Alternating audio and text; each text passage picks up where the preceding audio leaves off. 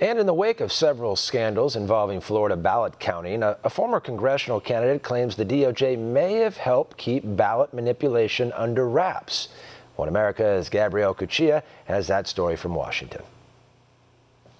Tim Canova, a two-time congressional candidate from Florida's 23rd District, filed a lawsuit against Congresswoman Debbie Wasserman Schultz, contesting the 2018 midterm election results. And since filing, Canova now has reason to believe that the Department of Justice was well aware of electoral fraud, specifically in Broward County, dating back to 2016. In 2016, I ran in the Democratic primary against Debbie Wasserman Schultz, then the chair of the Democratic National Committee. And when the primary was held, we had some real concerns that the results didn't add up. So I put in a public records request to inspect the ballots, the paper ballots. The supervisor of elections of Broward County at the time was Brenda Snipes. The infamous Broward County Supervisor of Elections destroyed the ballots before inspection and, despite being found guilty, faced no consequence. Canova has since challenged Broward politics, presenting evidence to the DOJ. Now, these are violations of federal law and state law, including some felonies. She destroyed the ballots while they were the subject of pending litigation. I know for a fact the Justice Department was informed because I and my lawyer both informed the Justice Department. We were trying to get them to do their job and investigate.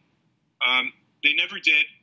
I had spoken to a U.S. attorney here, the acting U.S. attorney, Ben Greenberg, and it sounded like they were interested in starting a criminal investigation. After all, we had done all the heavy lifting.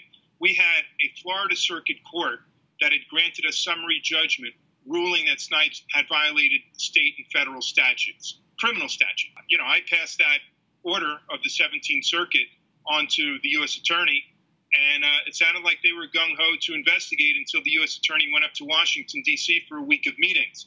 I now learned from election officials that the officer in charge at the Justice Department who would have either given a green light or killed an investigation would have been the Deputy Attorney General, and that is Rod Rosenstein.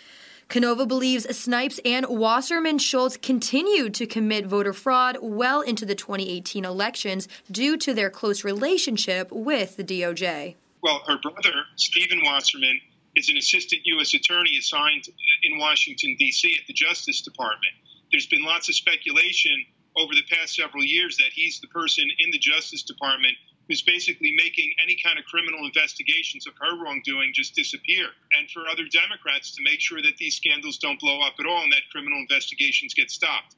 So whether it's Rod Rosenstein acting alone or with Stephen Wasserman whispering in his ear, I have no idea. But this needs to stop, and we really need to have a Justice Department that's going to enforce the law equally for all citizens. Canova also said that even though Wasserman Schultz has a congressional seat, there is a chance the House Committee for Administration may invalidate the election and order a revote following further review. Reporting from Washington, Gabrielle Cuccia, One America News. Want to see more videos like this? Click on the link below and subscribe to One America News on YouTube. And call your cable provider and kindly demand that One America News is added to your lineup. Call and subscribe today.